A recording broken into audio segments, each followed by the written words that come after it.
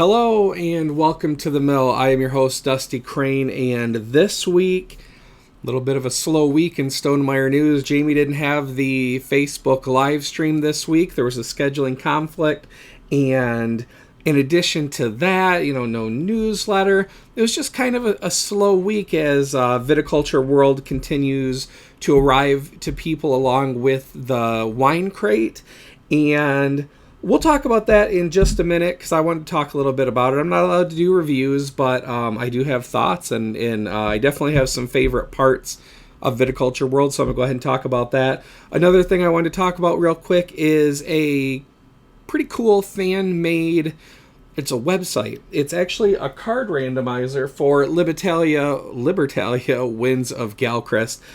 The whole idea behind it is I guess some people didn't want to randomize a deck or let one person decide, or whatever the case may be, wanted a randomizer for each voyage. And so somebody went ahead and put that together. I saw that on Board Game Geek, and I will throw a link to that in the description. Now, I feel bad that this kind of came to mind as I started to film, so I don't have the person's name. But if you, in the link, you'll find, go there.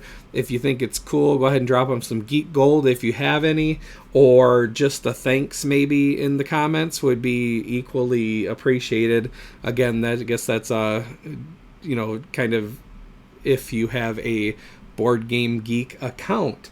But yeah, so that randomizer, let's go ahead and get to Viticulture World. So I kind of wanted to do this like Jamie's My Favorite Mechanic videos, and I'm going to do this one for Viticulture World too, and kind of I just have some thoughts about it in general.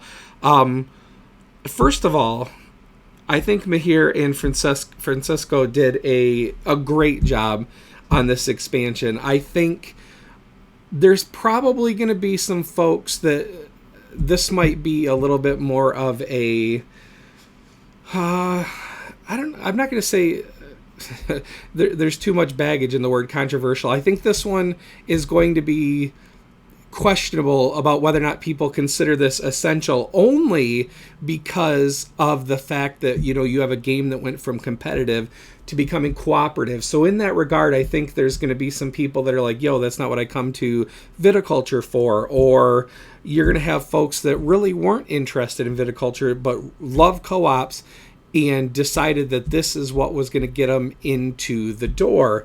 Now, me personally, I love competitive viticulture, but I really like this Viticulture World cooperative expansion too. Now, just in honor of full transparency here, I have 4 gameplays in at this point, 3 gameplays with the Automa. So I definitely haven't gone through all the unique content decks, although I did do the first 2, and ironically, they were the flavors of the beginner because I was teaching beginners in some of my playthroughs. So maybe I should have tried the first continent, but I'm excited to get into it because I like how each continent delivers a little bit of a different puzzle.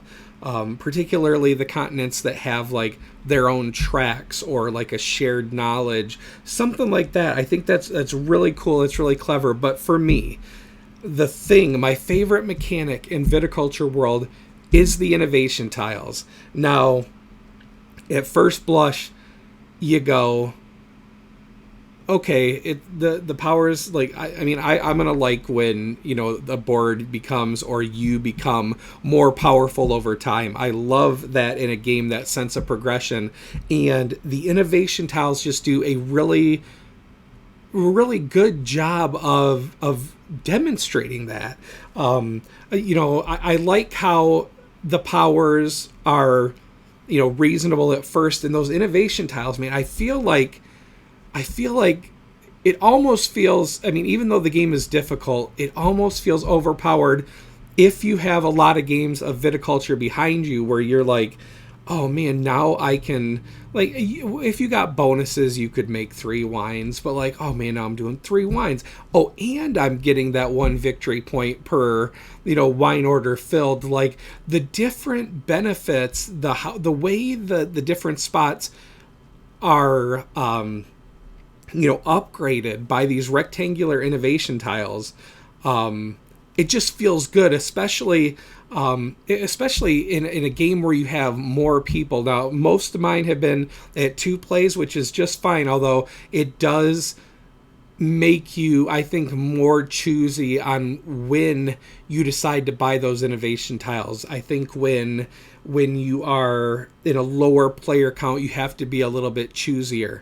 But it's still it's such a fun puzzle to decide, based on how things are looking right now, is this what I want to spend my precious lira on, or whatever the case may be. There's the little puzzle behind.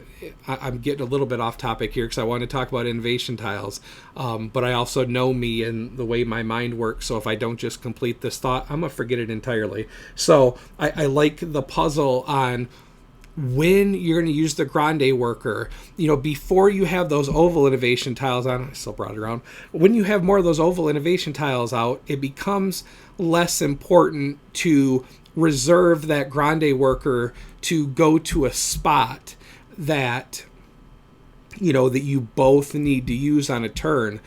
But once you have those oval innovation tiles, part of it is, when do I go there to trade resources? When is a good time to actually meet somebody, meet my teammate. I keep wanting to say opponent because that's kind of what the cards say, right? When do I meet this person to, whether it's trade lira so that they can do an innovation, or let's switch off some cards, or whatever the case may be. I really like that mechanic.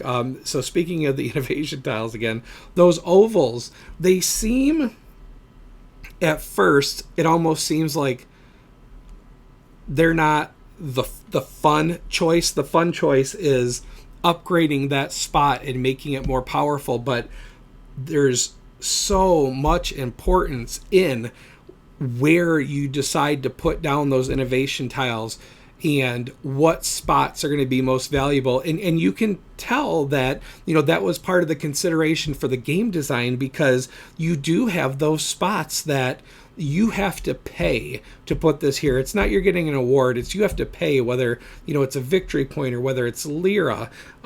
There's a cost to putting that oval upgrade tile there, where then everybody can go. And, one of the things in the rulebook says, to be successful in Viticulture World, you want to innovate early and often. And I really cannot emphasize that enough. Early and often is very important, especially early, because you don't want to be in those spots where you're sitting next to the, your team at the table and going, guys, I really need to harvest this turn, but I also need to use my grande worker over here, making choices like that. Or I got to get some vines in the ground. The vines I have aren't working for me. I can't. Do I spend the money to, be able to build a trellis or irrigation, or do I, go ahead and upgrade this action?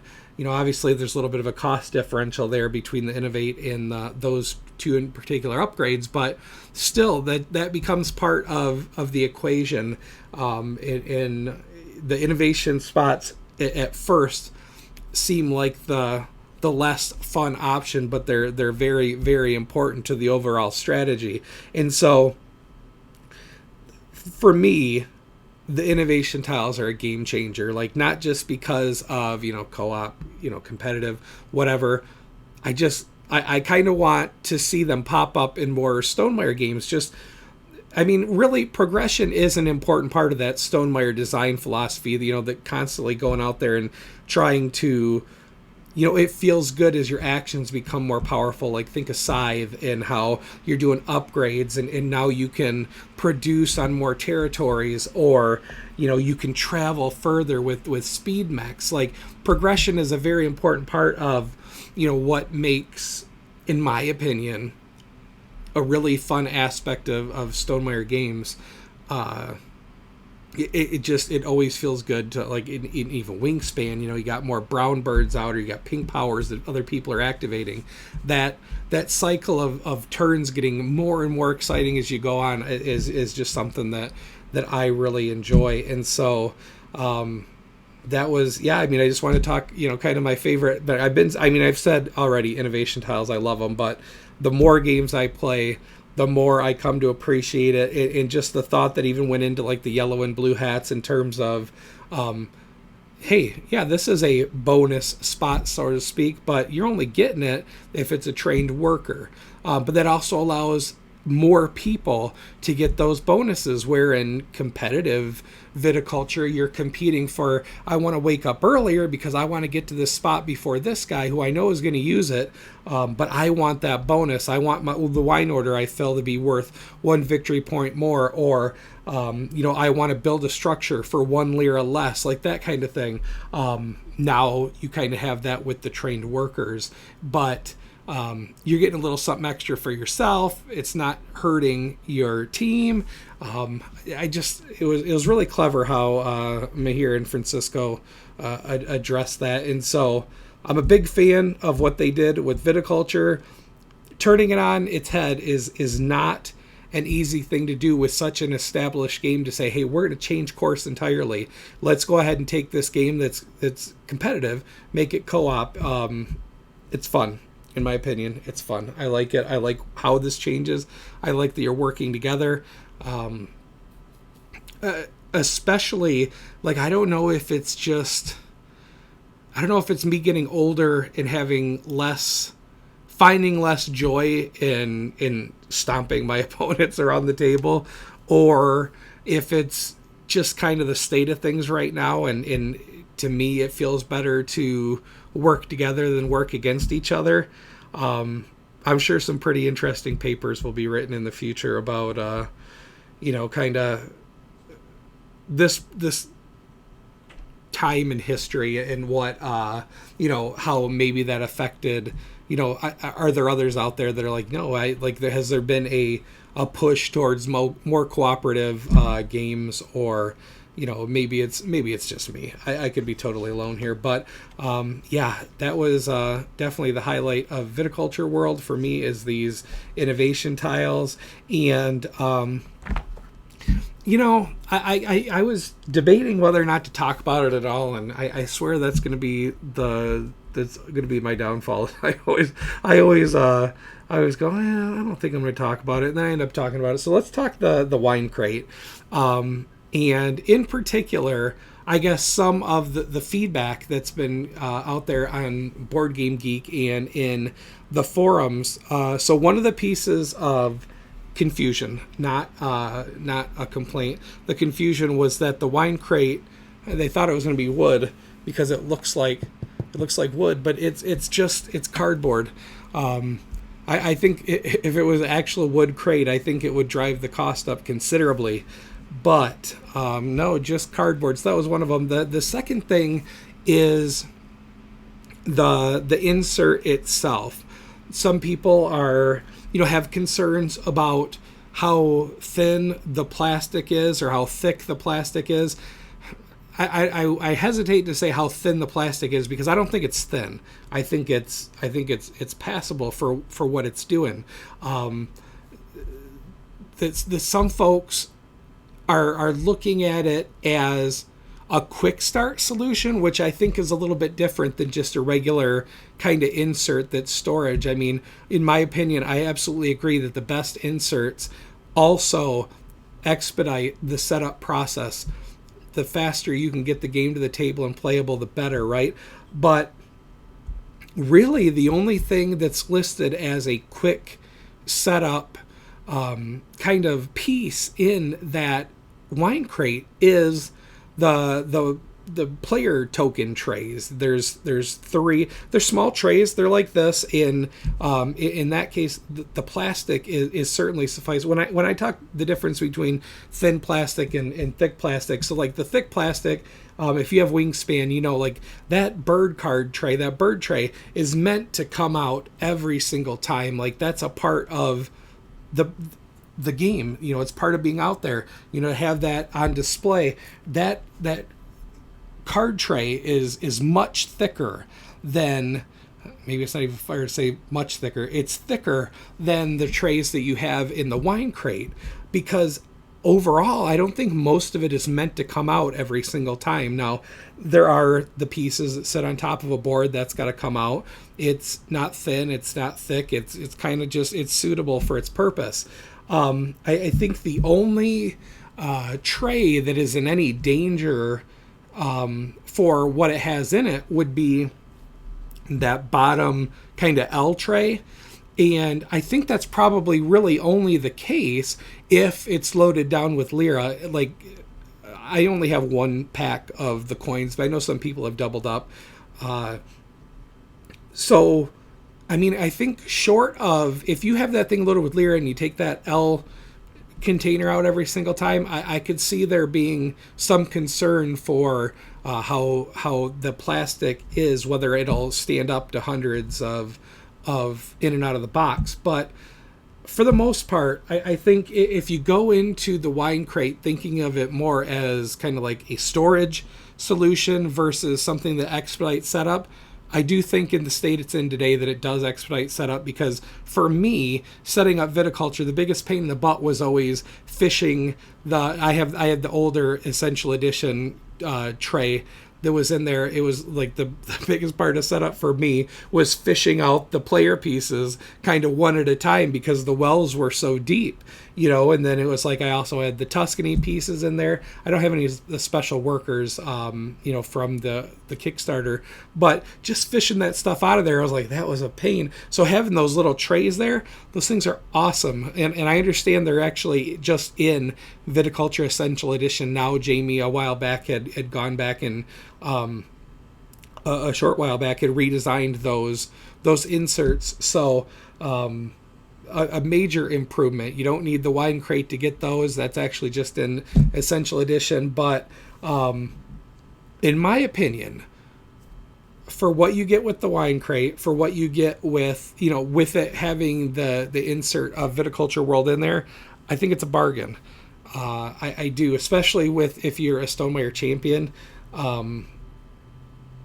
Even if it's not a quick setup solution, or that wasn't what the intention was. Let's see, there was also some talk about whether, like, how the game, or how the wine crate looks on all four sides, depending on whether you're storing it vertical or horizontal. That's going to be a matter of opinion. You know, some folks wanted to see Viticulture on at least one of the sides, and I don't believe it does unless you're storing it vertical. There's Stonemaier games on a couple of the sides that look like, you know, a wine, a vineyard stamp, I guess. I guess words are leaving my head at this point. But, you know, this is already considerably longer than I intended it to be, but you know, sometimes it happens that way. I'm going to go ahead and call it a day. Kind of a heavy day here in the U.S. today. And if you are one of the people that is worried or concerned or fearful over the U.S. Supreme Court overturning Roe v. Wade, I hear you, and I empathize. And having two little girls of my own, worry about what is to come. But you're not alone, really, is the point I wanted to make. I debated, I debated mentioning that even, but we're human, right? And even though we love board games, it's not always easy to stay in one lane and keep your heart and mind on one particular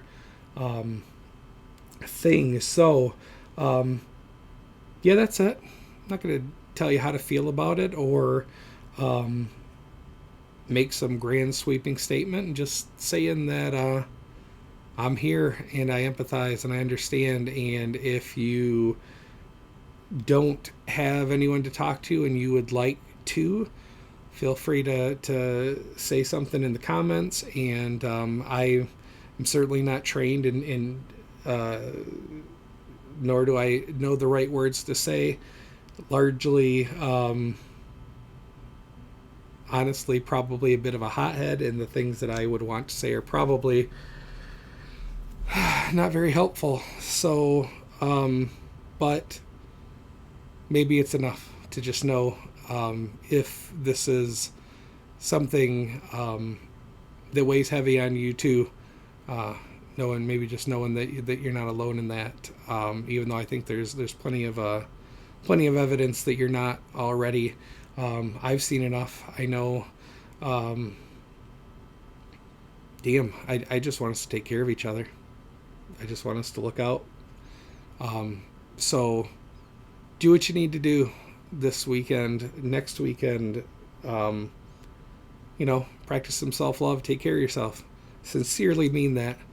Take care of yourselves and each other. I'm going to do the best I can here. I hope you will too. So until next time, take care of yourselves and each other. I just said that, but I guess again, it's important. Thank you so much for watching, hanging out here with me for this longer than I intended episode. Take care. Bye.